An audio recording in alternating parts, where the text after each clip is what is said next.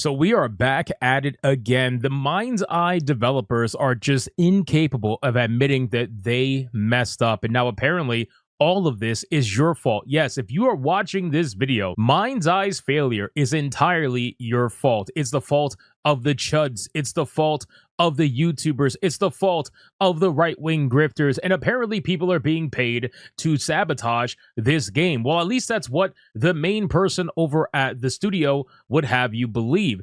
Stop it. Get some help.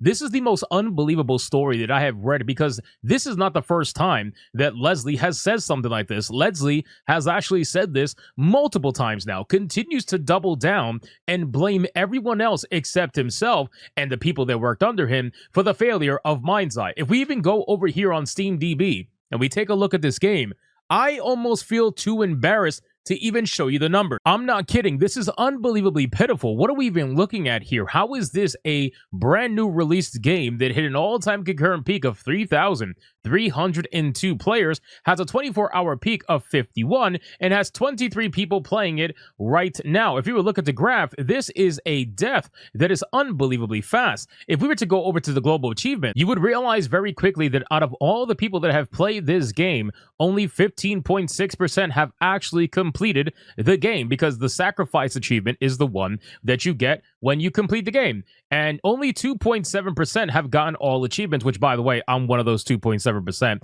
Yes, I know I'm a psychopath. But regardless, let's talk about Leslie and what's going on with this unbelievably cringe and just coping and seething developer. It's insane, man. Leslie is now apparently addressing all of the concerns to the developers over at Build a Rocket Boy, and it's not very good. They're not exactly very happy with the situation, obviously. Build a Rocket Boy, which is a developer that's based in Scotland, had issued at-risk of redundancy emails to its around 300 people workforce, which I don't even know why or how these people have 300 employees, considering how bad the game actually was. Sources familiar with the goings-on inside with the embattled studio told IGN at-risk emails were also sent to staff at PlayFusion, which Barb acquired late 2024. PlayFusion, whose CEO, Mark Gerhardt, became a co-CEO of Barb as part of the buyout, is working on a different game, a fast-paced FPS called Descendant, which was meant to come out this year. Well, it seems like they have a lot in common, right? Mindseye is one of these video games that took forever. The development was terrible, and by the time it came out, it still needed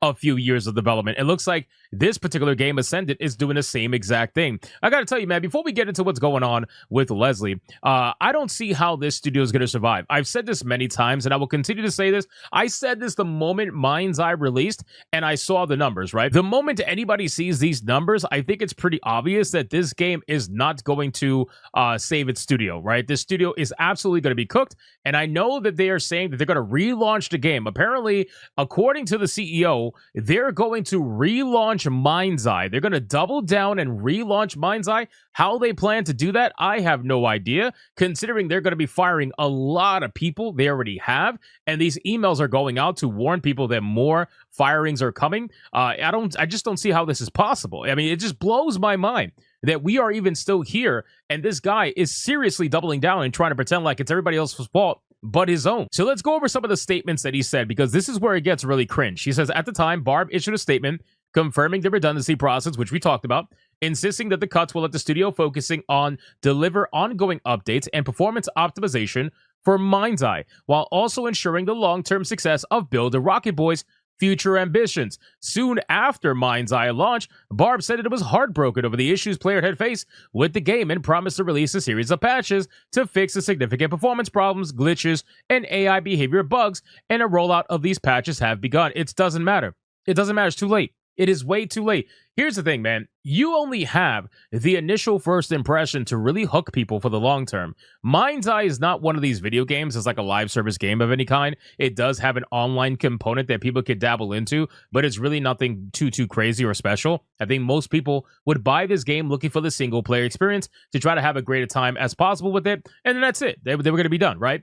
This game, though, you can clearly see that many people have checked out, right? Out of the 3,300 concurrent players, barely anybody has finished the game. If you have only 15% of people finishing your game, I don't think it's going to look very good for you at the end of the day. They have an estimated sales of just about 30 to 60,000 Nothing, right? Nobody's watching this game on Twitch except for 5 people right now with an all-time 24-hour peak of 69 from an all-time peak in general of 140,000. So once people saw what it was about and realized how broken it was, they just backed out. They said, well, I'm not buying this trash heap. You know, maybe if it's $2 on sale, I'll buy it, but I'm not buying it at full price. That's why reviewers are a beautiful thing, man. YouTubers that review content from beginning to end truly help people buy their products properly and make decisions that are best for them. When I was streaming Mindseye, there was someone who said, this game looks cool to me, I'm going to buy it, right? And I'm like, all right, do what you want to do, right? But there's other people a lot of people actually, that saw the gameplay and they're like, yep, I'm skipping this. And that's why it's a beautiful thing. But of course, you're going to have people like IGN, even with a game this terrible, try to shill for the game, even if it's slightly, and try to tell you that the Steam numbers don't matter, right? Steam numbers don't matter, ladies and gentlemen. They're going to say on Steam, which does not paint the whole picture of Mindseye's current popularity, the game hit a peak concurrent player count of 3,302 at launch, but had a 24-hour peak of just 46 players. At the time of this article's publication, 26 people were playing on Steam, where Mindseye has a mostly negative user review rating. I'm so sick of these outlets trying to downplay Steam every chance they get. Steam numbers absolutely do matter. There's no doubt about it. A lot of these studios that used to be hardcore console studios, I'll give you an example, Capcom, for example, these studios have openly admitted, especially recently, that PC gaming has overtaken console sales by a decent margin. It is the majority now for a lot of these studios. Capcom has an all-time PC player base of about 55% of its sales. Even though that is only a 5% majority, at this point, it still came over the edge on console, and it's only going to continue to grow. So if you continue to say that Steam numbers don't matter, you have a rude awakening coming for you.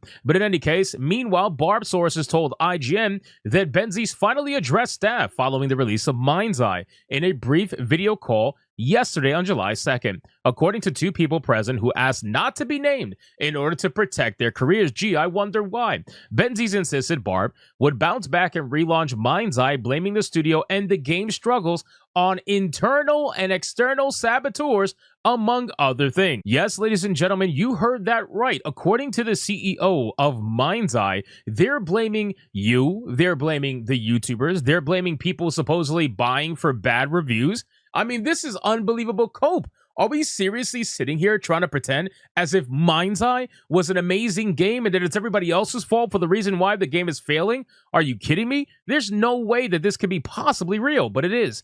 It is. You want to know why it's real? Because they said this before for everyone to see, so we can absolutely believe it. Now, I will say that it's ironic that by leaking this to IGN, this does prove at least somewhat that there are internal people over at Barb that are probably not happy with the way that the studio is being ran and with the way that the game was released. So they are sabotaging the game a little bit by leaking information to IGN. The comments echo those issued by Mark Gerhardt ahead of the release of Mindseye. The co-CEO hit the headlines for claiming that there was a concerted effort by some to trash the game and the studio, suggesting people were being paid or using spam bots to post negative comments. The boss of publisher IO Interactive, which makes the Hitman games, subsequently issued a denial. Barb sources told IGN that internally, there is a desire for a Mindseye redemption arc that would eventually see it become successful for the studio. But as staff face an anxious wait to discover their fate, there are serious questions over whether Barb will be able to fulfill its post-launch roadmap for content, including the promised multiplayer mode, on time. And then, of course, Bill the Rocket Board did not comment when IGN asked them for a comment. Of course, they're not going to. So at this point, I will say this. If you are an employee that works for Barb and you are sitting there waiting for the redemption of Mindseye, you are going to become that skeleton meme where you are waiting forever to the point where you become a skeleton because you waited so long. Mindseye is completely dead. You might as well just walk away and let it just stay dead. At this point, it is going to be a stain on the industry and a prime example for everyone of what happens when a studio releases a game when it's not ready because they're either greedy or the publisher forced them to, or whatever the excuse may be. You guys knew damn well the condition that this game was in, and you released it anyway, thinking that you could be like everybody else, release broken games early and then fix it later, and everybody will still be there playing your game. That's not happening here, unfortunately. The game completely died. There is no recovering it, and we all are just going to point and laugh at it and continue onward with our lives. So you guys can let me know in the comments down below. What do you think about this, man? Is this absolute cope? I genuinely think it is. This guy is losing his mind so damn much that he's trying to blame everybody but himself. I cannot believe that he's saying that it's external saboteurs that are doing this. It's wild, man. Like, who are you going to blame? Can you name names? Of course you can, because you're making it all up. You knew that it was your fault. You knew that you didn't have a game that was ready to release, but you did it anyway. And now that people are calling you out and they are doing what they are doing, you don't like it. That is plainly what it is. So let me know in the comments down below what you think overall about the Mindseye situation. And if you enjoyed this video, consider hitting that subscribe button. I would greatly appreciate it, of course. And I'll see you guys on the next one.